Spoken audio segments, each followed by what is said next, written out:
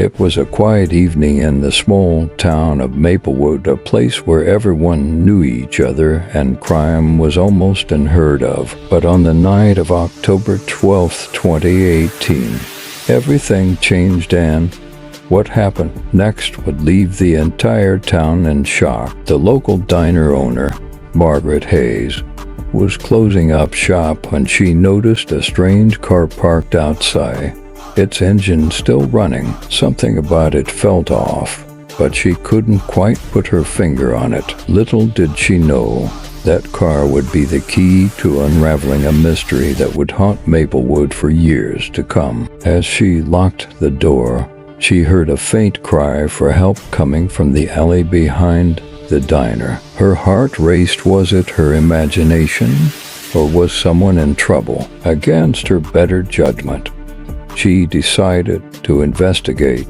and what she found would change her life forever. Margaret cautiously walked toward the sound, her footsteps echoing in the empty street. The air was thick with tension, and every shadow seemed to hide a threat. As she turned the corner, she saw a figure slumped against the wall, blood pooling beneath them. It was a young woman, barely conscious, clutching her stomach. Margaret rushed to her side, asking what had happened, but the woman could only whisper one word before passing out: "Run." That single word sent chills down Margaret's spine. What had this woman seen, and who was she running from? Margaret immediately called 911, her hands trembling as she explained the situation to the dispatcher. Within minutes, the alley was swarming with police and paramedics. The young woman was rushed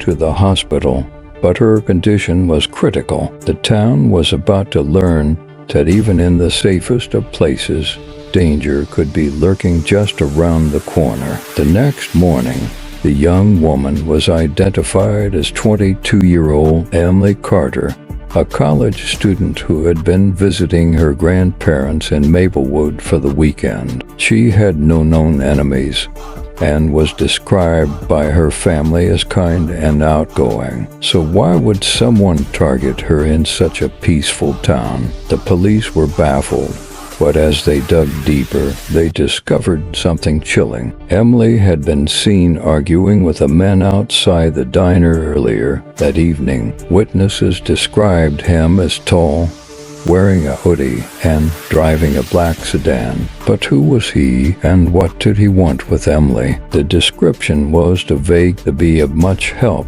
and the case began to grow cold. But just when it seemed like all hope was lost, a local mechanic came forward with a crucial piece of information that would blow the case wide open. Tom Reynolds, the mechanic, told the police that a man matching the suspect's description had brought a black sedan into his shop the day after the attack. The car had a damaged front bumper and bloodstains on the passenger seat. Tom had thought it was odd at the time, but didn't think much of it until he heard about the case on the news. He provided the police with the man's name: Daniel Graves, a drifter who had recently moved to Maplewood. The police tracked Daniel down to a rundown motel on the outskirts of town. When they confronted him, he denied any involvement in the attack, claiming he had been out of town that night. But his alibi didn't hold up,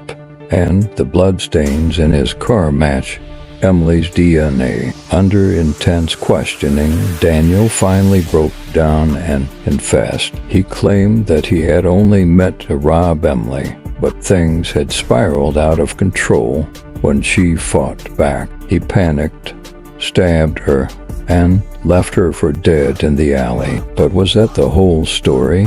Or was there something even darker hiding in Daniel's past? As Emily slowly recovered from her injuries, she revealed a chilling detail that no one had expected. She told the police that Daniel had mentioned something about cleaning up loose ends during the attack. This led investigators to dig deeper into his past and What they uncovered was horrifying. Daniel was connected to a string of unsolved crimes in other towns where he had lived. It turned out that he was a serial offender, preying on vulnerable women and leaving a trail of devastation in his wake. His arrest not only solved Emily's case, but also brought justice to countless other victims. But the question remained, how many more lives had he ruined, and how had he managed to evade capture for so long? Today, Maplewood is once again a peaceful town, but the memory of that fateful night still lingers. Emily has since recovered and become an advocate for victims of violent crime, using her experience to help others heal. As for Daniel, he is serving a life sentence, a reminder that even in the quietest of places, darkness can lurk just beneath the surface. So the next time you find yourself in a small town where everyone knows each other and crime seems impossible, remember the story of Maplewood's darkest night, because sometimes the most terrifying secrets are hidden in plain sight, waiting to be uncovered.